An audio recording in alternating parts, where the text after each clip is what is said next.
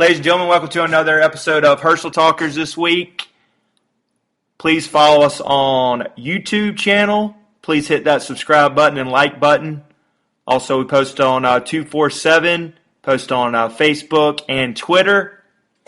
Got a great guest this week, Mike Goodpaster from the Grueling Truth, and also the GruelingTruth.com. He's on Twitter.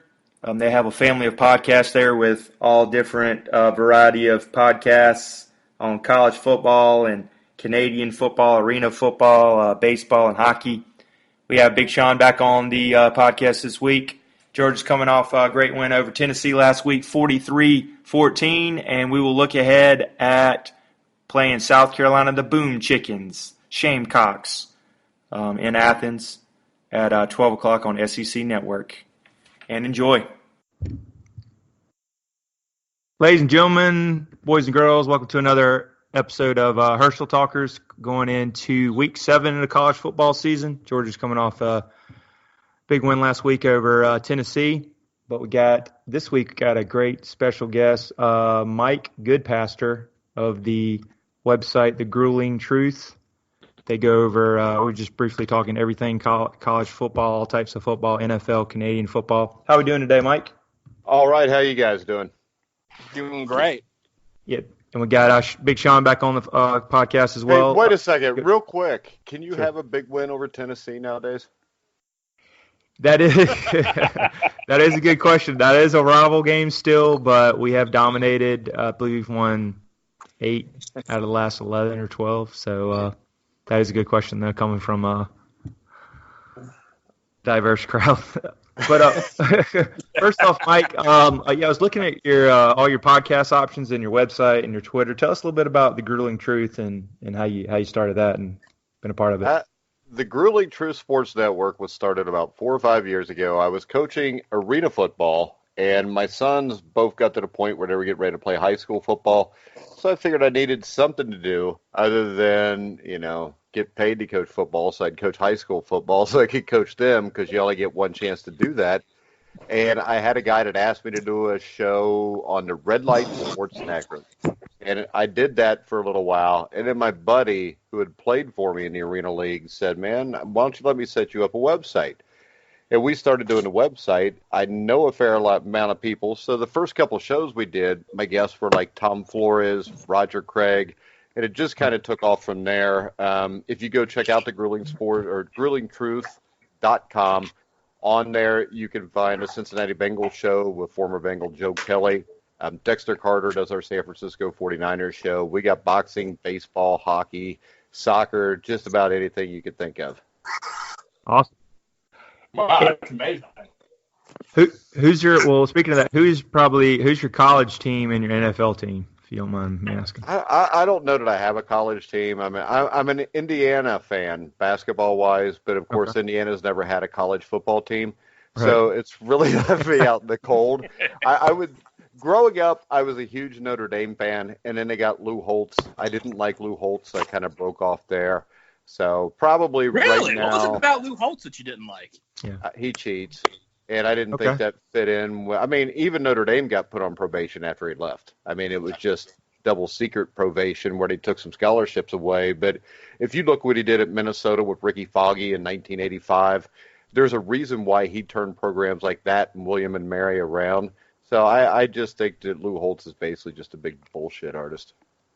Okay. Yeah. He got you a natty, though. The best quote ever by Lou Holtz. What was that?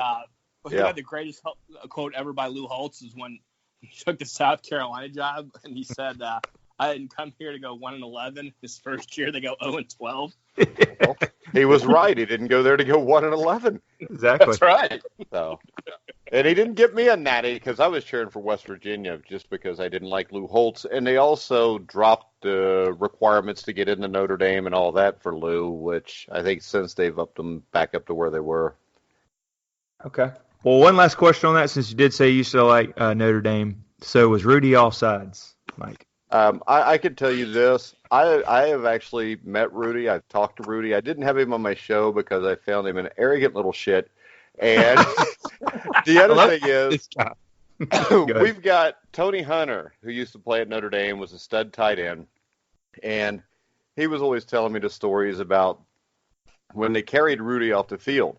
Now, Tony played in the late 70s, early 80s, but Joe Montana, guys like that would come back, and they would have like alumni dinners, and they would all sit there and laugh about it because it ended up being a big joke because Joe Montana and the guys that were on that team decided that when they put Rudy in the game, they were going to carry him off the field anyways as a big joke.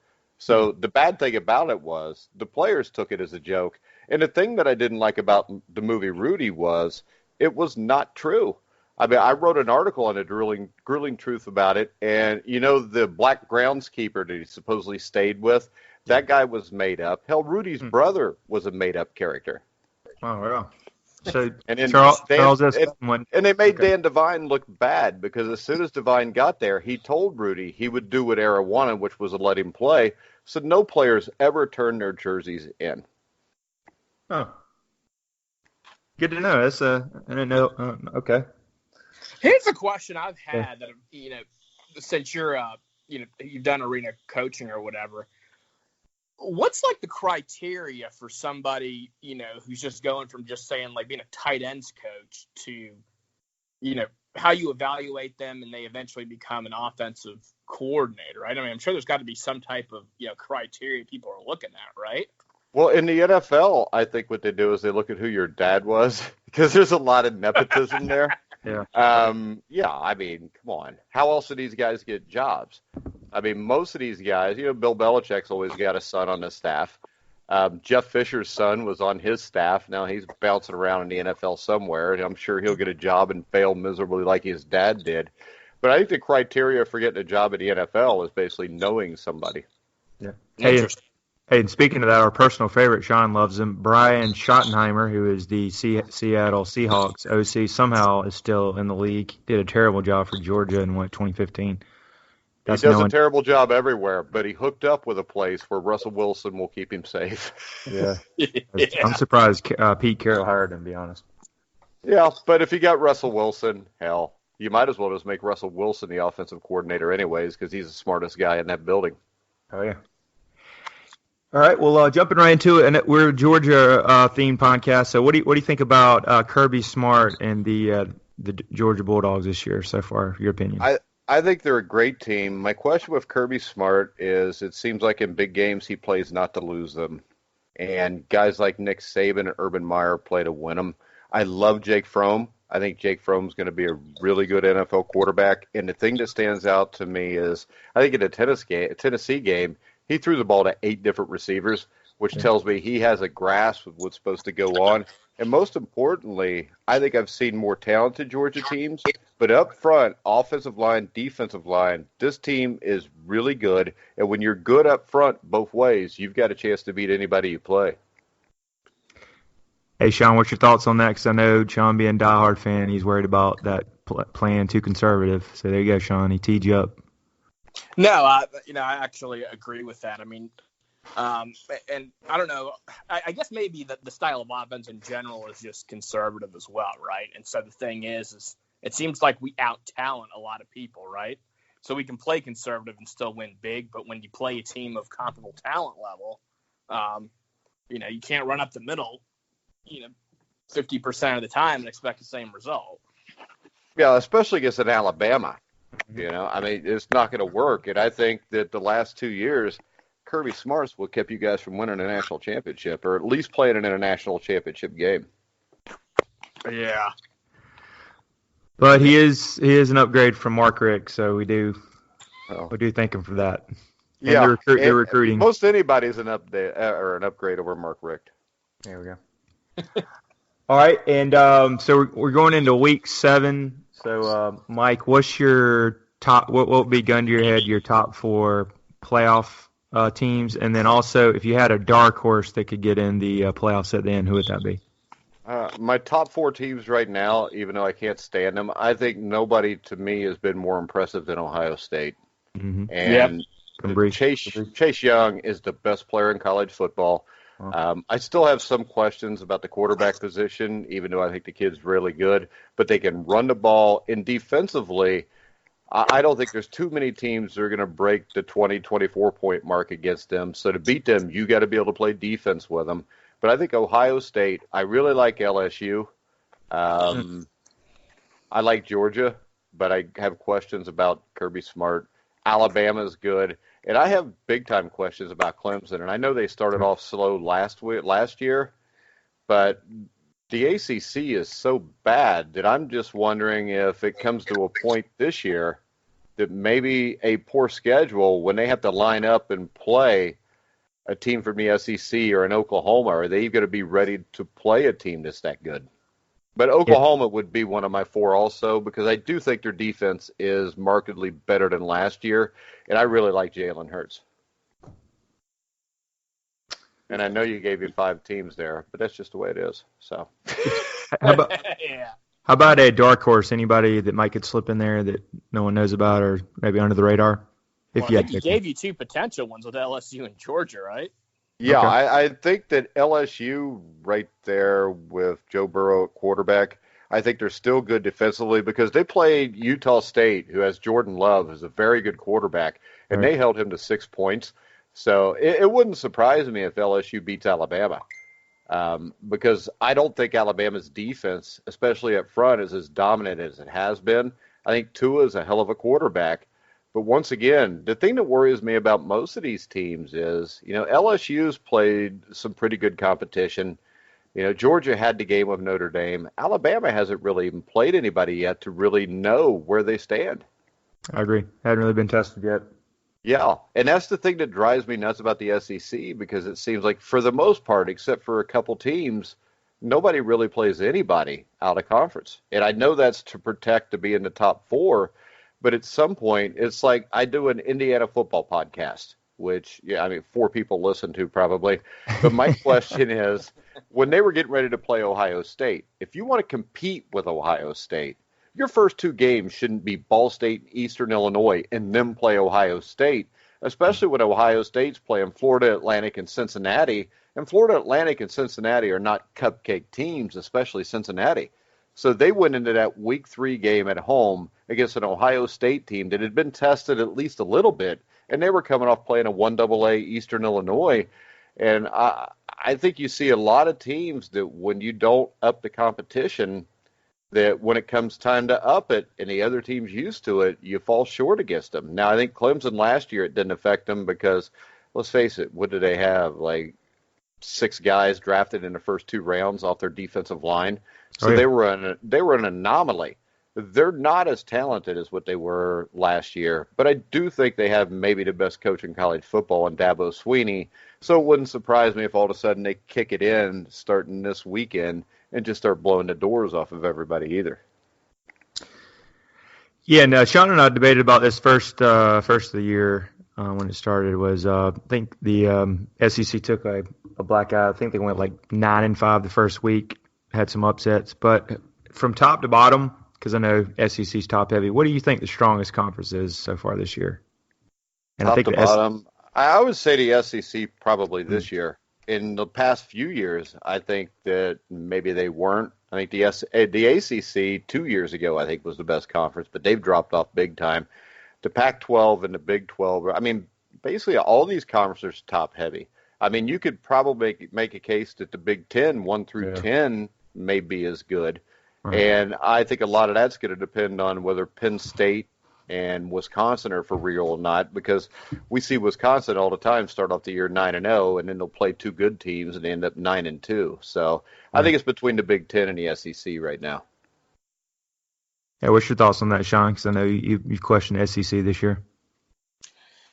Yeah, it looks better, and obviously time will tell or whatever. But I think the Big 10 probably looked a lot more impressive the first couple weeks. But I think that with Florida having that win over Auburn, the SEC is looking a little bit better than it did. As much as I hate to say it.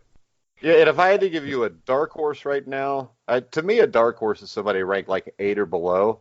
Yeah. I would say Penn State, because I think that's a team that plays defense really well and they can run the ball. And they're going to play 3 teams that are basically ranked in the top 25 over the next 3 weeks. They win those 3 games, and you're probably sitting somewhere around 5 or 6. It's going to come down to whether they can beat Ohio State or not. Yeah, and Ohio State's, I believe they have Penn State and Wisconsin at home. So yeah, those will probably be the two challenging games for them for sure. Yeah. Yeah, and speaking of the Big Ten, how painful or how of much of an example of a Big Ten game was that Michigan against Iowa this past week, 10-3?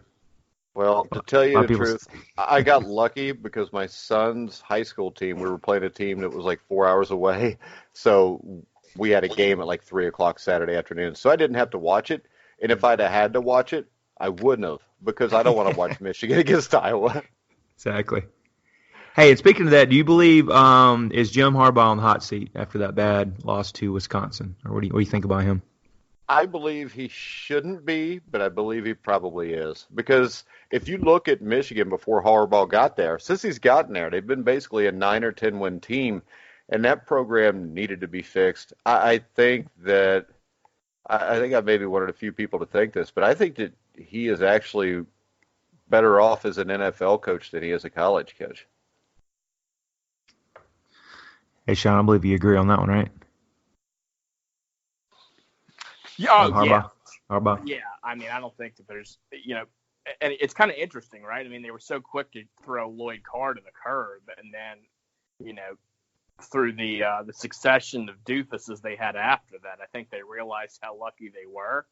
And I think they're now glad just to have somebody that stabilizes them or whatever. Like, I always kind of feel like there's almost like a 3-stage life cycle of any like college football team, and I guess they can stay in various stages for however long. But you've got basically your, I'd call it like your dead period, right, where you're winning maybe 5-6 games a year.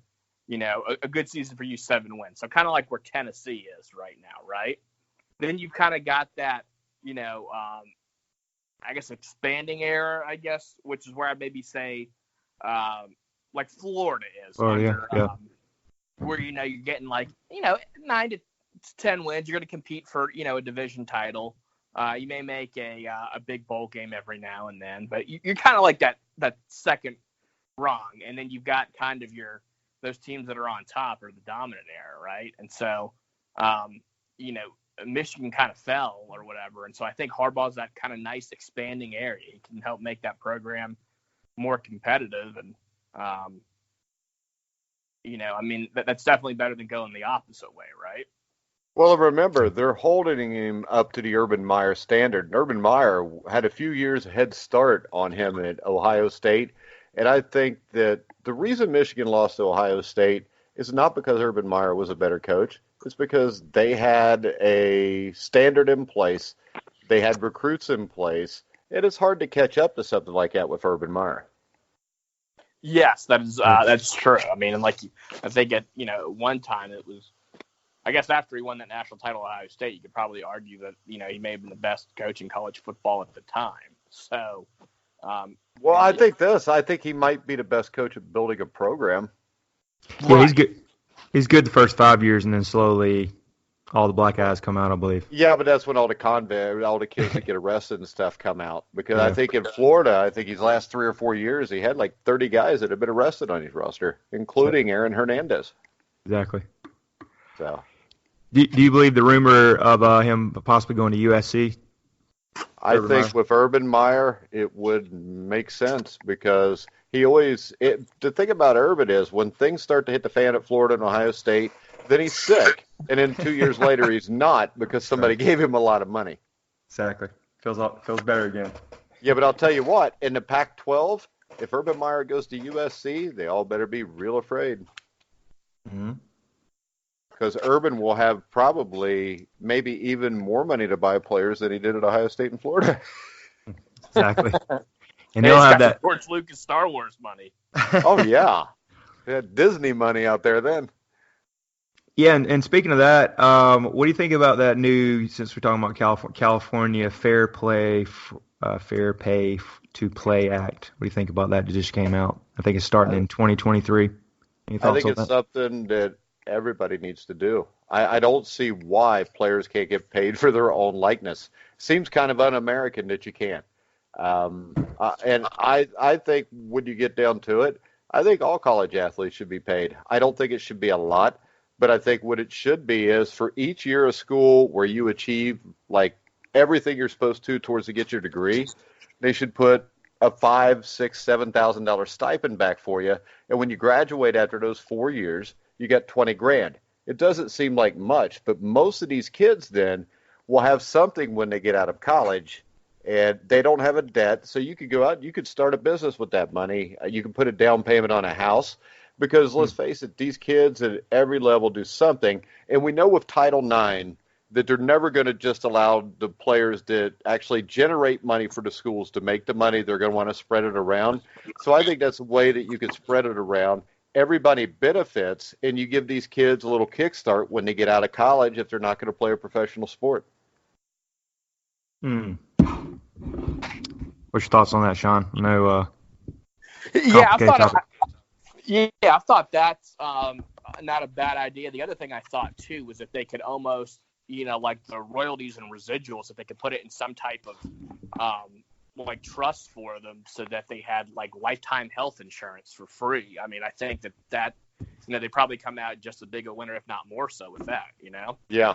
Either way, I mean, you got to get something, because we're not talking about the 1970s, where if you got a college scholarship and the TV money wasn't near as big, you were getting probably what you deserved there. But now, if you're playing football at Georgia, I mean, how much money is Georgia bringing into their athletic department? I know Indiana University last year brought $130 million into their athletic department. Wow. So, and then you'll have the NCAA running around saying, well, we're all broke and we don't make any money. But the reason they don't, from everything I've looked at, is because they'll take the money and sink it back into their program and then say they lost money. Yeah. Right. Very true.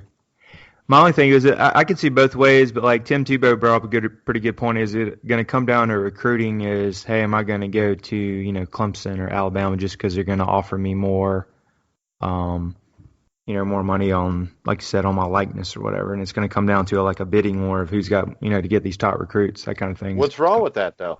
I mean, if I'm an 18-year-old kid that's worked my ass off to be better than everybody else, I think that's kind of what America was founded on. You Capitalism. Get what you earn. Yeah, you get what you deserve, you get what you earn. And, on the worst part, you're the 12th man on Stetson's basketball team, and you still got a free scholarship, so shut up. No, that's a good point. I just got a feeling, the running back, quarterback, they'll probably get a whole lot more than, maybe the right guard or the, left yeah, but that right tackle guard might as well get used to that, because when he gets to the NFL, that's how it's going to work too. Yeah. Well, and I would imagine, too, that probably, they're going to have some type of cap in there, too, as far as how much money can get, like the salary cap in the NFL, right?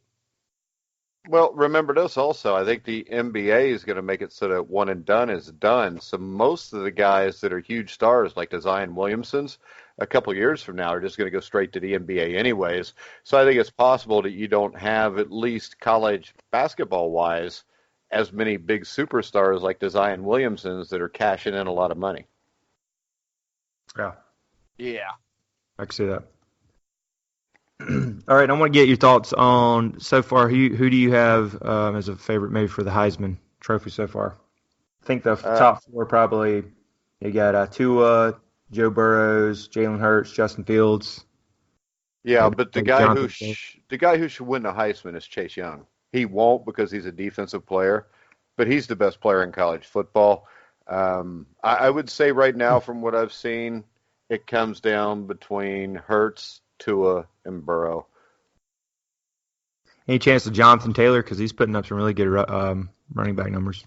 It's hard just like it's hard for a defender. There's not that many running backs that pull it off anymore, because the way they've changed the offense is you got quarterbacks throwing for 400 or 500 yards per game. Jonathan Taylor, he gets to play Ohio State. He plays Michigan State this week. I think if he would have to average 200 yards a game the rest of the season to put himself in that conversation. But I also think it's possible Jonathan Taylor could.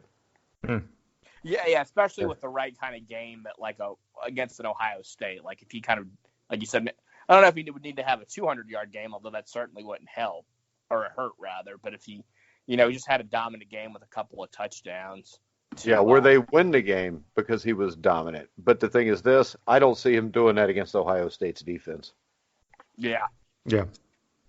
So really, I may favor Jalen Hurts just because he's in the Big 12.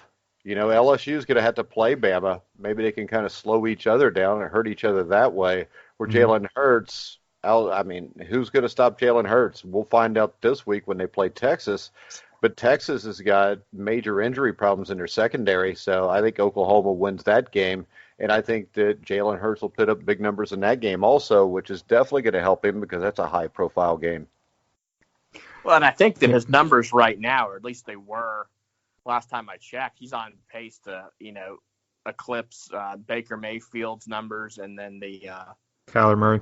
Kyler Murray's numbers as well. So, the How- last two Heisman Trophy winners, he's best in their numbers already. Yeah, how impressive is that if Hurts wins this year that Lincoln Riley have 3 different quarterbacks win the Heisman Trophy? That's crazy, right? Well, I think this, at all levels of football, whether it's high school, college, pro, Lincoln Riley is the best offensive coach there is. Mhm. And I think this. I think if you're a Dallas Cowboys fan, Mm-hmm. you hope that the Cowboys fail and you can get Jason Garrett's dumbass out of there. Because if you could get Lincoln Riley down there with Dak Prescott, Ezekiel Elliott, Amari Cooper, you could win a few Super Bowls over the next decade. How about going to that train wreck Washington Redskins and you got Haskins? There's no way he's going to go there because, number one, Dwayne Haskins is never going to be a good NFL quarterback because he doesn't have great feet in the pocket. I don't think he's got a great feel for the pocket. He has a big arm, but I think he's going to struggle throwing intermediate and short passes. And it's the Washington Redskins. I mean, if you go there, you have to go there with the idea that it'll probably be the last time anybody will ever give you a head coaching job because Daniel Snyder even screwed it up when Joe Gibbs came back. How so? Because he signs players he shouldn't sign, and he wants to stick his hand in everything. And if you have an owner I don't think it's any coincidence that Bill Belichick has been successful because Robert Kraft has basically left him alone. Hey, speaking of that, because Sean's really good on past NFL coaches. There was an article just when I was Googling, looking it up. You had an article probably 2016 of if you remember it, the top 5 biggest coaching coaches getting fired in the NFL. And I believe The worst coaches or the ones that shouldn't. And I believe Belichick was one of those, and it might have been the coach right before Gibbs. It was actually the article we read. I hate to put you on the spot. I know it was 3 years ago, but I don't know if you remember that. I kind of do. Yeah. But which one did you bring up first?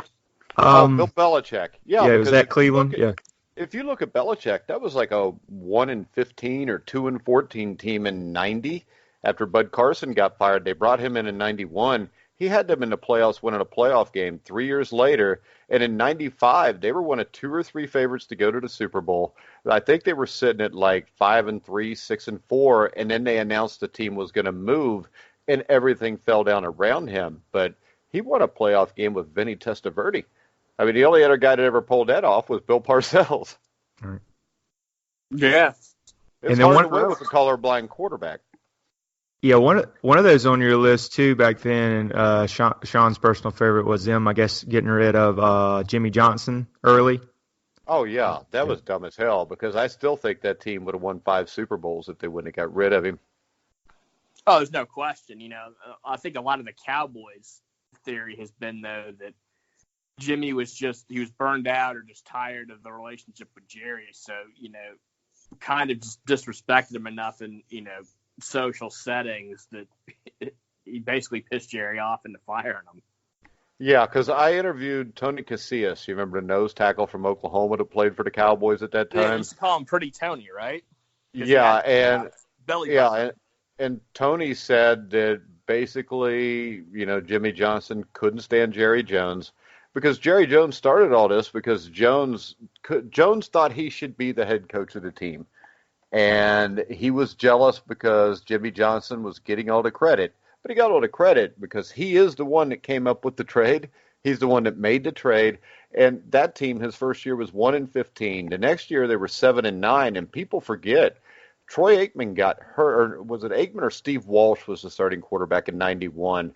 And basically they got their top 2 quarterbacks hurt. And they were sitting at like 7-7, where if they'd have won their last 2 games, they'd have made the playoffs.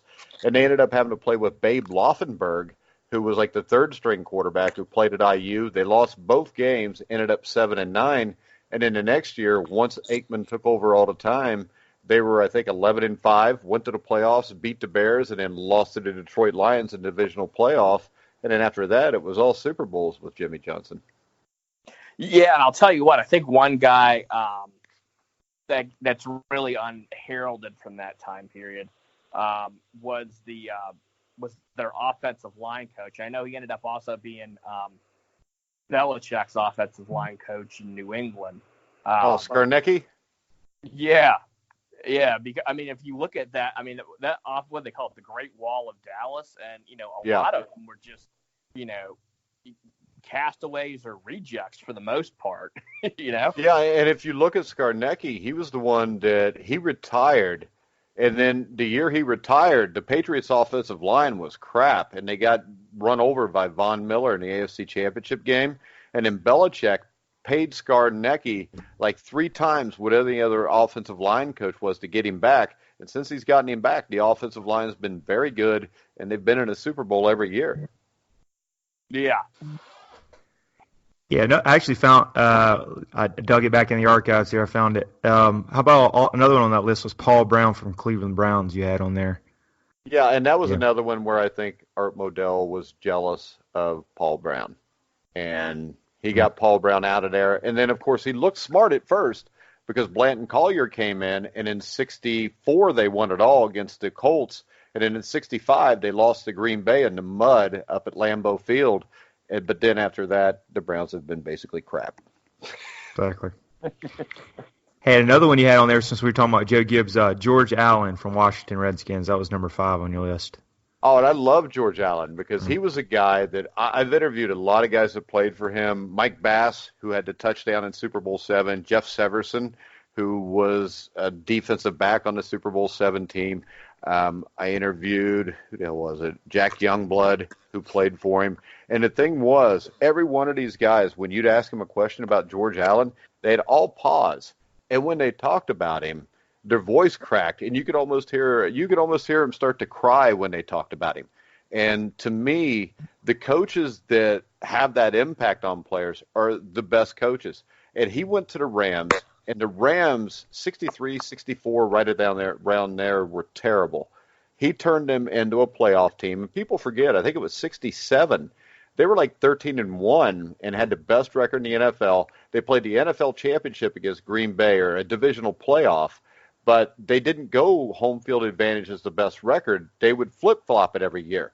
So even though the Rams had beat them in the regular season, they were 13-1, and the Packers were 2 games behind them, they still had to go to Green Bay to play. And that day, Roman Gabriel was the quarterback. I got to interview him about this game, and it was so cold that they couldn't do anything, and it really played into Green Bay's advantage. So I think that if you actually give them a home game there, they might have won the NFL championship there. And then when he goes to Washington, the Redskins hadn't had a winning season in like 15 or 20 years, except for the year before George Allen got there. Because if you remember, Vince Lombardi coached them 1 year, and they went 9-5. It was their first winning season in forever. And then George Allen takes them with that over-the-hill gang and just continues to win. And he's a guy that even when you look at him in the USFL, he took over the Chicago Blitz, a first-year team, because they all were, had them in the playoffs. And in the next year, that team was moved to Arizona, and he had them in the USFL championship game. And then he follows that up by going to Long Beach State, which was a horrible program. And he goes like 9-1 his last year there in like 1990 when he's like 78 years old. Awesome. That's some good history there. Sean's a big Bill Parcells fan. He's always been. He loves him. Yeah, I like Parcells too, but yeah, I don't think he's not necessarily one of the best X's and O's guys, but I think he's a big picture and common sense kind of guy, right? How about this? He's the guy that really gave Bill Belichick his first big job. And when you look at that, I get all these people, like, I'm a Cincinnati Bengals fan. I hate to admit it, but I will. But you look at it, Zach Taylor, Marvin Lewis, they were guys that aren't really known for bringing in the best assistant coaches. And I'll have somebody tell me, well, I always rip on Zach Taylor. I call him Opie Taylor because he looks like he's 12 and lost when he's on the sideline. And I always got my buddies, well, like, he doesn't coach the defense. Yeah, but he hired the guy to coach the defense. So if you're the head coach, the buck stops at you, no matter whether it's offense, defense, special teams, defensive line. You brought these guys in to coach it. And you're supposed to bring guys in to coach it the way you want it coached. And if it's failing, that's your fault. And the thing about Parcells is he had great assistant coaches. He knew how to talk to players. To me, he was kind of, I don't know, he was friends with Bob Knight. I think he was a really good X and O's coach. And I think when you combine him with Bill Belichick, you had one of the greatest coaching staffs in NFL history. And if you look at it in 1990, that Buffalo Bills offense was unstoppable until they played the Giants. That's right. Hey, not going. Speaking of those Buffalo Bills teams, what do you really think was the reason they never won a Super Bowl? Because when you now look back at Marv Levy, Marv Levy, yeah. I mean, I think he was. You look at him; he's a guy that went to the Kansas City Chiefs to be the head coach in 1978 and tried to run the wing T offense. The only bigger abortion of football coaching was in 1976 when Lou Holtz tried to go to the New York Jets and run the triple option with Joe Namath at quarterback.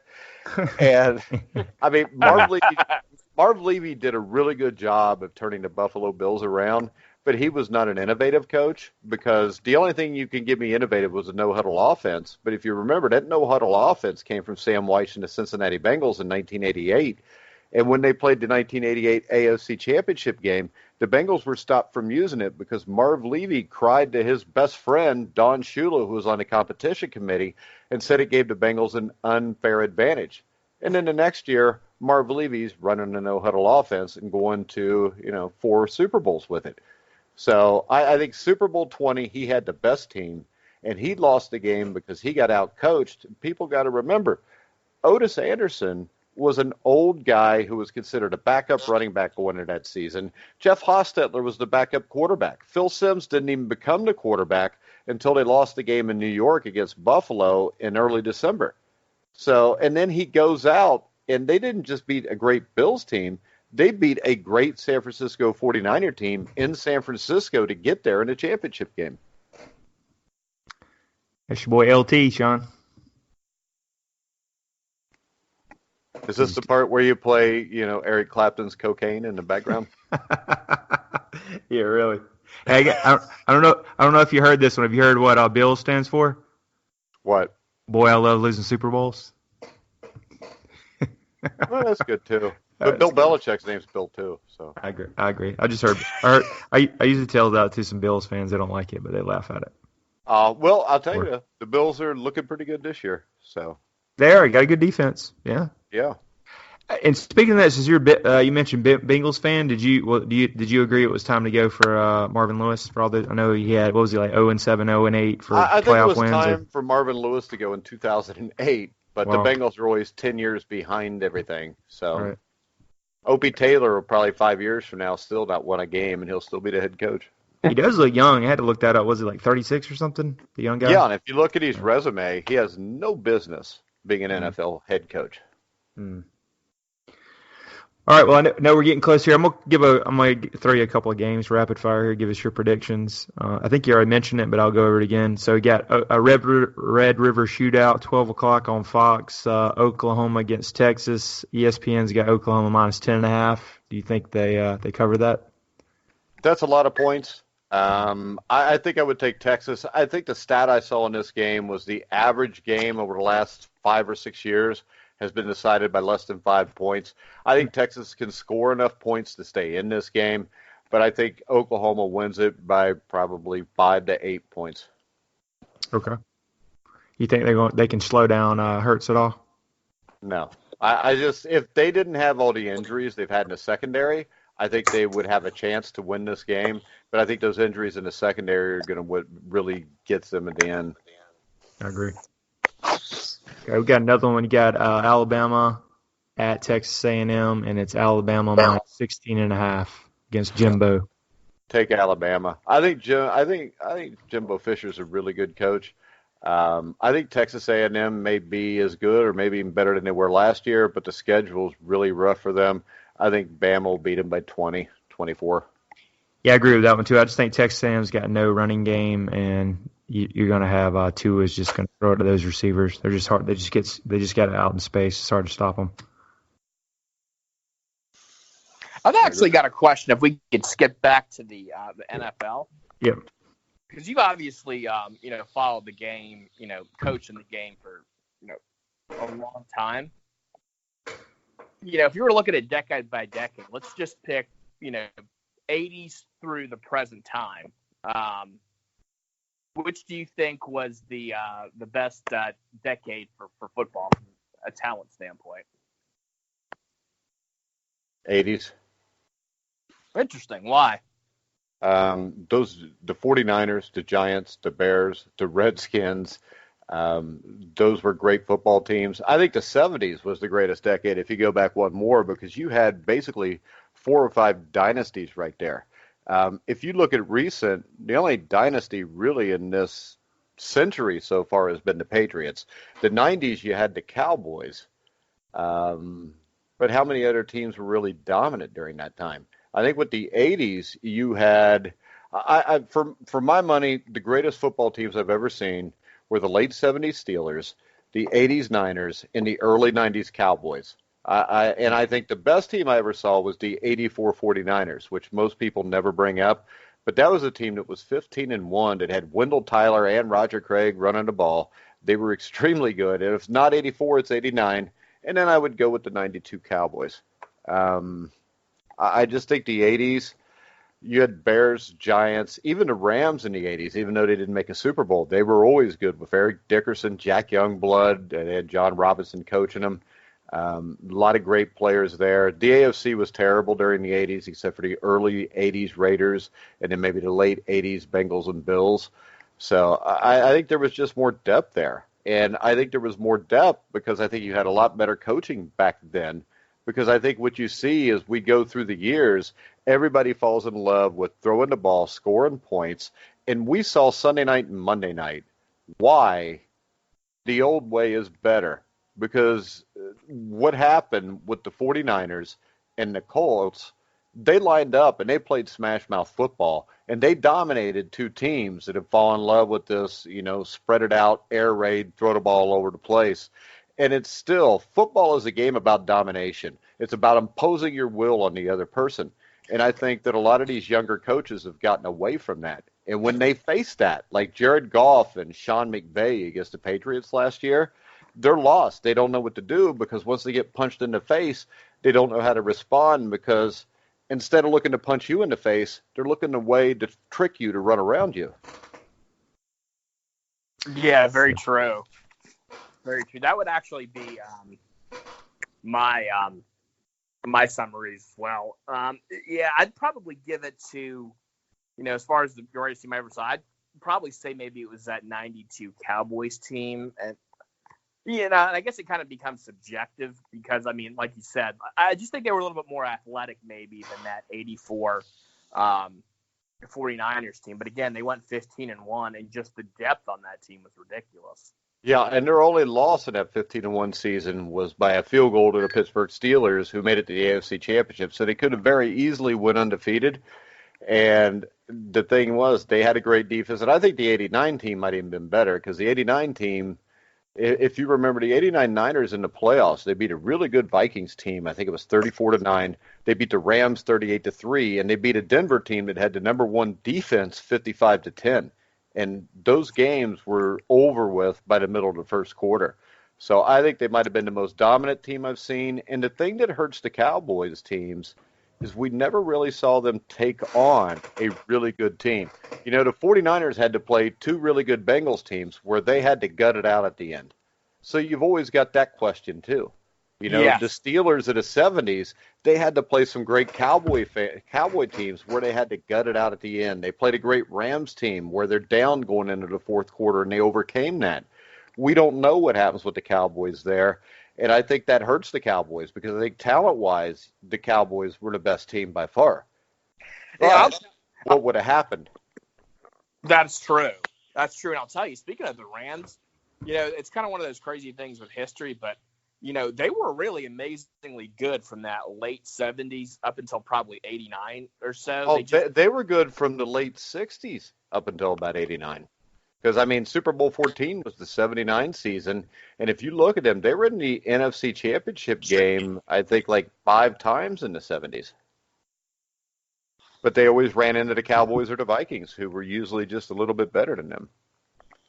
But yeah, that's it. And, I think there were several years, they gave the 49ers fits, a good bit.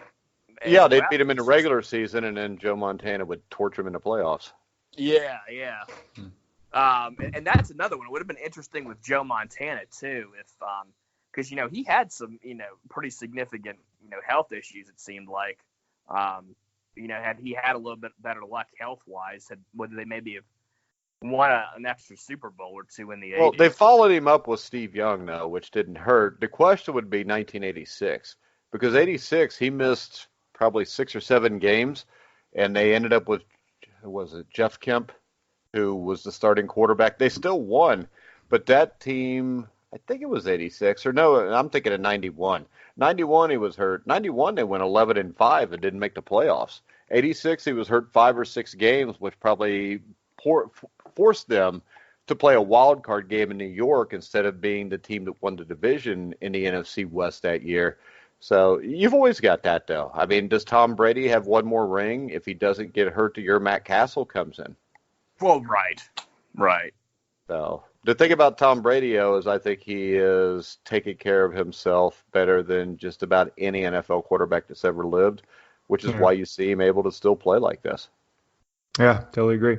Good diet, and I think he's always had a pretty good offensive line, too. So I'm sure that saved him on a lot of hits. Plus he's got Bill Belichick. And the other thing is he's got the respect of everybody in the NFL, so you're not going to hit him like you're going to hit Baker Mayfield. Oh, yeah. Hey, not shaking hands, right? Yeah. The thing is you may not like the guy, but you probably can't find anybody in the NFL that doesn't respect the guy. Exactly. All right, we got one last pick for you. The Florida Gators at LSU at Baton Rouge at night. Got all the drunken Cajuns drinking all day. 8 o'clock on ESPN. LSU minus 13.5. Do you 13.5? That's what it's got on ESPN. Yes, sir. That's a lot of points. I like Florida. I think Dan Mullen's the right guy for that job. I don't know if they're completely ready to win an SEC yet. I would go with LSU in this game because I still don't know if Florida can score enough points to keep up with Burrow and that offense at LSU. If I had to bet this game, I would probably take the points because it's 2 touchdowns and Florida's pretty good. But I think LSU will win this game low double digits. All right. And I know you probably haven't been paying attention since we've been on this, but epic meltdown with the Braves. St. Louis Cardinals put up 10 in the top of the first. 10-0. Damn. Atlanta. I almost bet the Braves in that game. It's a good thing I didn't. 10 runs? 10 runs, yeah. It's got to be epic meltdown. So it's 10-0. It's in Atlanta. That's what I meant. Why did I say Baltimore? There's no playoff baseball in Baltimore. Sorry about that. Not since the 70s. 10-0 top of the second. I used to be a huge Braves fan in the 90s, but geez, why would you? That's bad wasting 170 games watching that every year and then that. Well, the closest thing I remember to that would have been the 1985 World Series, where I think Kansas City beat St. Louis like 11-0, and that was coming off the game where you had who the hell was the Don Dinkinger who called the guy safe at first. I think it was George Orta on a hit. And it was Game 6, bottom of the 9th, and he completely blew the call, and the Royals ended up coming back and winning the game. And Game 7, I think Joaquin Andujar started for the Cardinals and went absolutely ape crap and went after the official, and they ended up losing 11-0. So it happens in Cardinal games. This time it just happened for the Cardinals. Yeah, I think it's 11-0 now. Jeez. Yeah. All right, I'm going to give Trey's Dog of the Week. I've been terrible at my picks. I'm like 1-5, but at least I want to say I made a pick. So I'm taking Ole Miss plus 11.5 at Missouri. Missouri has their top defensive guy out with a knee injury. And John Ray Plumlee has been running all over everybody. Kind of looks like a little Tim Tebow. So I like Ole Miss plus 11.5 against Missouri. It's Trey's dog of the week. Just want to throw that in there. Hey, I'll give you this. How about Louisville beating Wake Forest at Wake Forest? 6.5-point dog. Okay. Hey, I like that dog. I got you. Got to have the dog. So is Wake Forest still undefeated? Is Wake Forest still undefeated? Anybody beating them yet? I assume they are because they're ranked 19th, and even with a loss, Wake Forest ain't being ranked 19th. Okay. So you said you like Louisville. I'm sorry, what was that again? I like Louisville in the Okay. upset.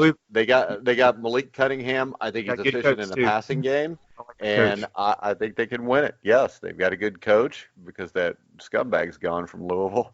Oh, no, that was basketball. No, it was football, too. Sorry about that. Both of them are bad.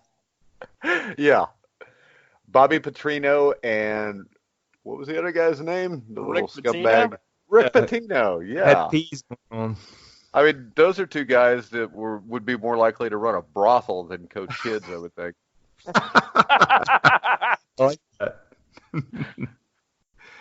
They'd be, what is it, the Bunny Ranch over there in Vegas or something where they found they'll be in there getting handies and everything else while they're coaching the kids. Oh, I like that. All right. Well, Mike, I appreciate you coming on the podcast today. I know you're busy. And if everybody stayed this long, make sure to check out the Grueling Truth, I believe it's .com, and also check them out on Twitter, and we appreciate it. All right. Thanks a lot, guys. All right, thank you. All right. See ya. I see. Bye.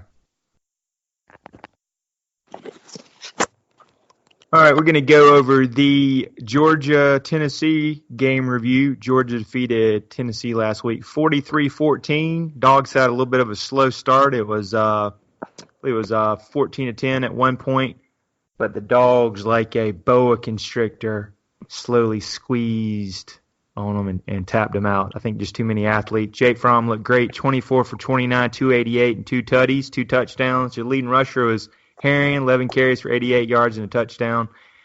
And I believe Swift had like over 130 total yards. But what was your thoughts on the game, Sean? I know Sean was a little salty in the first half, rolling around with Tennessee. But what was your thoughts? On the road, it was tough. Got a true freshman quarterback. What Moyer is his name? Yeah, I mean, obviously the second half, I think we looked better. Again, like you said, holding them to 2 completions in the second half. On the road is impressive. Exactly.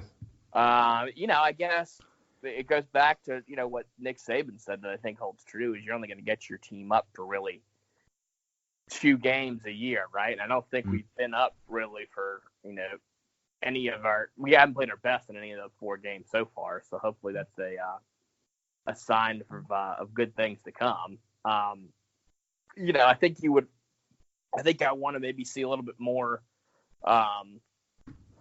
I want to see the pass rush get a little bit better. I know Ojolari's doing well. I just think, though, that, when you get Stokes had all the pass rush you wanted with that hit. Stoke on the slump. Yeah, that was good. Anyway, go ahead. No. Well, I mean, but right. And I mean, obviously, if you can get it from however you can get it, you can get it. But just, I think we're going to need more than him. I think if we get into the playoffs or against the Bama or whoever, I think a team with a pretty good offensive line, you're probably going to be able to stop one player, right? Like an Ojolari. So you're going to need, some of these other, pass rushers to step up and do the job.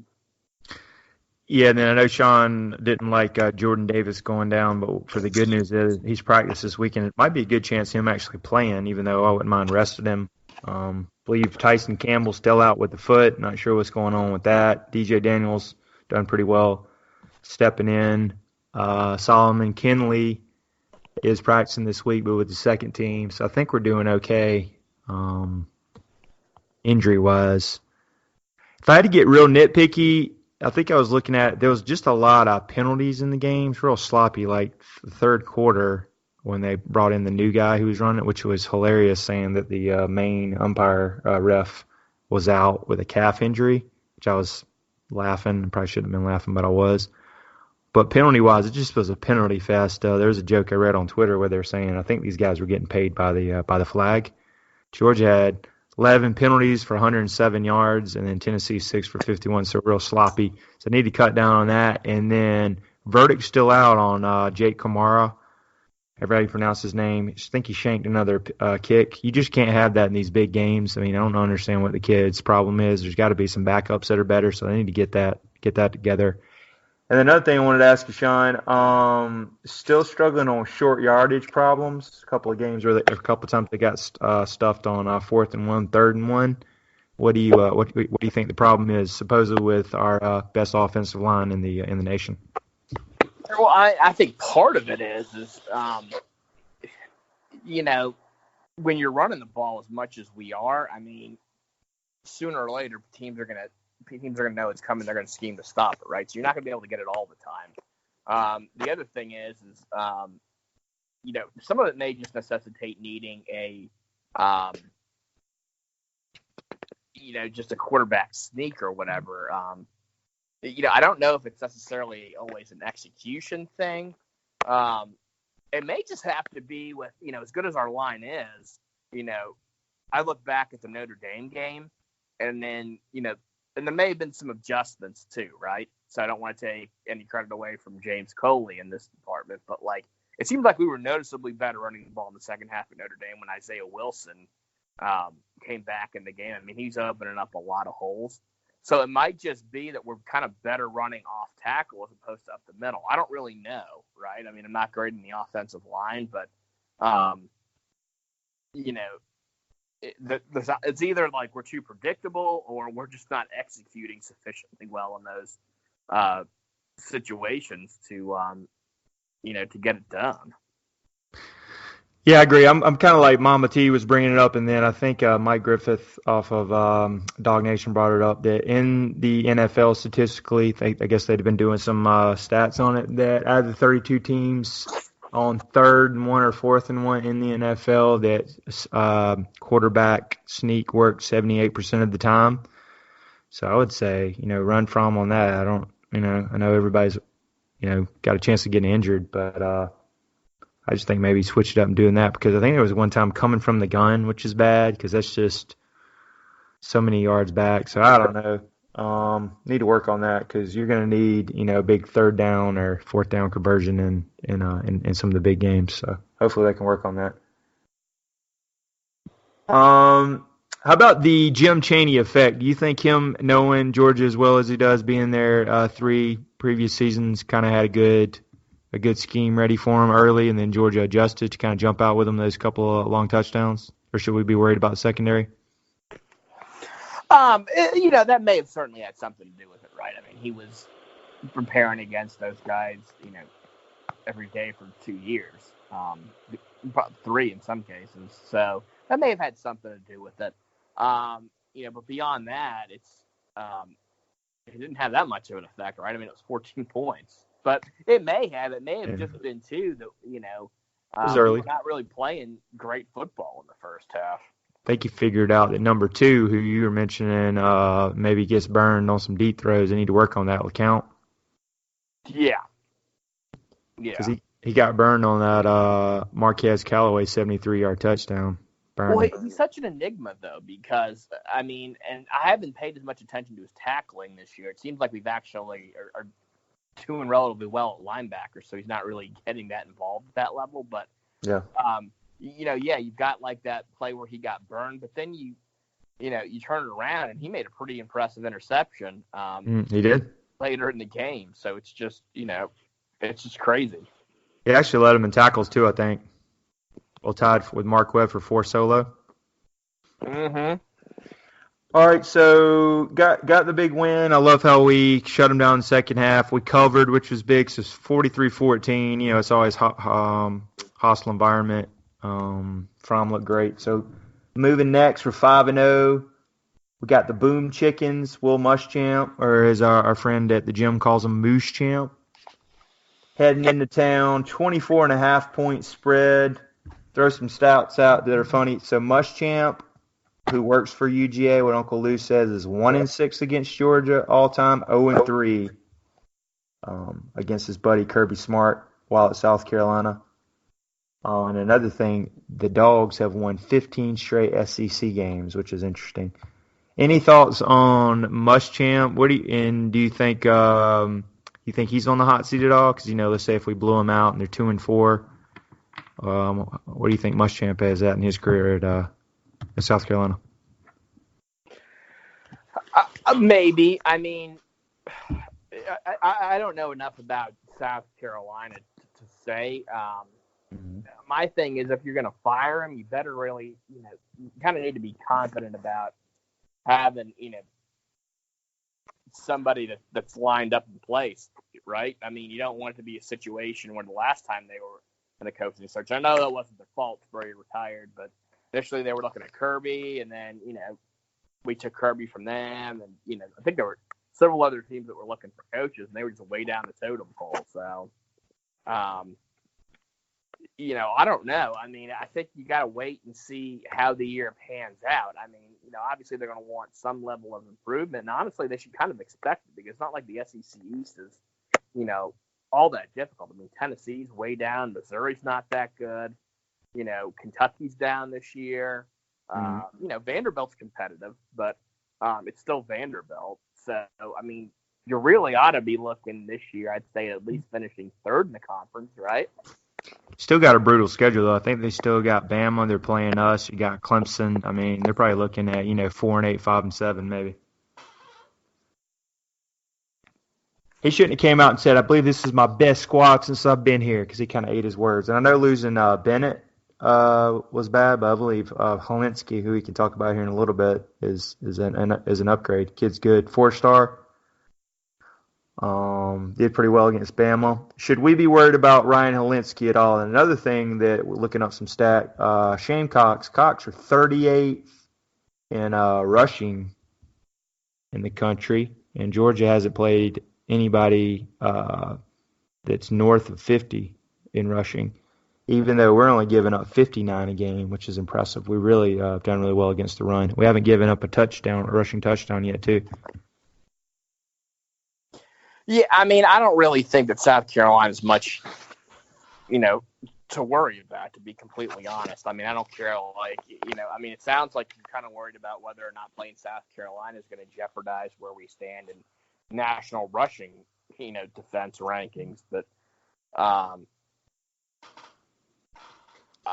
don't know, honestly. It's just who cares, really. I mean, at the end of the day, it's one of those things where it'd be nice to see us, to see how well we do against a little bit better competition because, at the end of the day, you could play 11 cupcakes theoretically and, look great against the rush, but you're not really that good. So, it's a rivalry game. Certainly on South Carolina's side, they always like to play us. There's a lot of Georgia kids on that team, and there's certainly a lot of Georgia kids, or South Carolina kids at Georgia as well. It would be nice just to kind of, gauge where our defense is really at. Although, honestly, looking, to hopefully see us play a little bit better against the pass because, college football today, it's as much, if not more so, about how effective you are in, being able to stop the pass and the run because nobody really runs that much anymore. Yeah, speaking of that, they got Brian Edwards and Shea Smith pretty good. You remember Edwards actually caught 2 touchdowns in the blowout. Georgia blew him out last year over Tyson Campbell, ironically, who will probably not play this week. Any thoughts on him? Should we be worried about him? I don't. How do I know? How much do you really need to beat this team in relation to what we have already? Sounds like Sean's not too worried about this, huh? No, I'm not trying to be arrogant, but just being the only thing that worries me right now is injuries, to be completely honest. Yeah. I agree. And we hadn't had any season ending, knock on wood. Do you think possibly a slow start being at 12 o'clock? Do you think Kirby can get him up, or is that an old Mark Richt nightmare we lived through? To me, it really depends on, how good the crowd is. Well, no, how good the cooking department is at the in Athens, Georgia. How good of a coffee are we giving these kids in the morning? Hey, it's 9:45 dog walk, man. 12 o'clock, or are we giving them decaf? Are they getting good quality gourmet Seattle roast? Or are we just giving them like Folgers? I mean, We're giving them dark roast, baby, from Starbucks and then Dunkin' Donuts. And then giving them some sausage and bacon and eggs in the morning with some pancakes. And they're all like, I don't know. Good point. I mean, it's early. I mean, all right, looking back on this, remember how we used to do is like, all right, Mart Rick, 12 o'clock game. We're like, all right, they might roll around one in the first half. But is this a different, like Kirby gets them up and kind of he's motivated against Kirby or against Muschamp? He won't blow him out, but he'll give him a butt whipping. Jesus Christ. I don't know. I mean, like, they're friends. Like, I mean, I can't imagine there's any game where Kirby kind of walks in with the mindset of, I don't know if I want to win that bad. You know what I mean? You know, I kind of like this person, so, you know, maybe we can go for a tie. I mean, of course they all want to win. They're competitive. All right, well, hey, Sean, Dogs minus 24.5. Give us your pick. What's the score? I think it's probably like 42-14. Oh, 42. You like that cover, huh? Have you seen anything from South Carolina that gives you any reason to think they're any good? Ran the ball pretty good against Kentucky 2 weeks ago. Against Kentucky? But Missouri did blow them out like 44-14. I don't know what happened to them. They rushed for 30 or 40 yards, so they struggled. That was on the road. Uh-huh. I'm going to go just because they want to run the ball. They can maybe limit some possessions. I'm going to go 35-14. I think that I could see them hanging around a little bit, like we're up 14-7 at the half, and then we do that boa constriction in the athletes and make adjustments because Kirby is money in third quarter adjustments. And they're going. I believe Helinski might throw a couple of picks. He's still young. He's going to be on the road. So I'm going to say 35-14. So I don't think they cover, but it'll be an impressive win. Well, to me, and that's the other thing, right?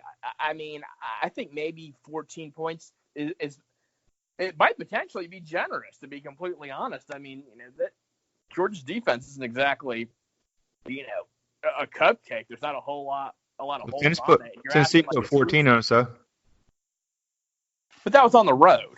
Mm-hmm. I agree. Also, another thing, Georgia hadn't lost since 2016 against Vanderbilt, so we're pretty tough at home. Right. I mean, you know, but I mean, again, Helinski's still going to be a freshman. You know, you're going up against the best defense you've played all. I mean, he only got 14 on the road at like Missouri, and Missouri has no offense, right? You got Kelly Bryant. They also had and again, like I said, okay, so they don't really have like much offense. They've got some offense. He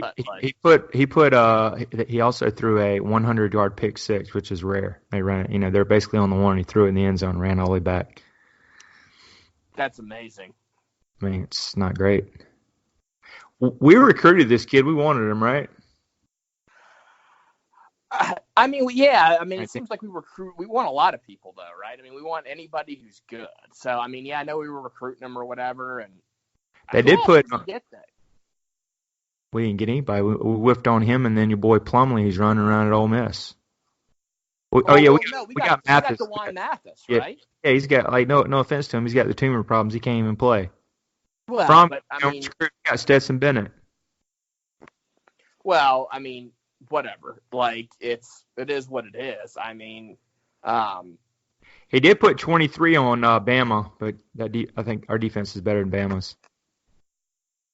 Did he actually? How many of those points? Let's pull that up now and see if he really did put 23 on Bama, or if there was 47, some like 23. He was 36 of 57 for 324 yards, 2 touchdowns, and 1 pick.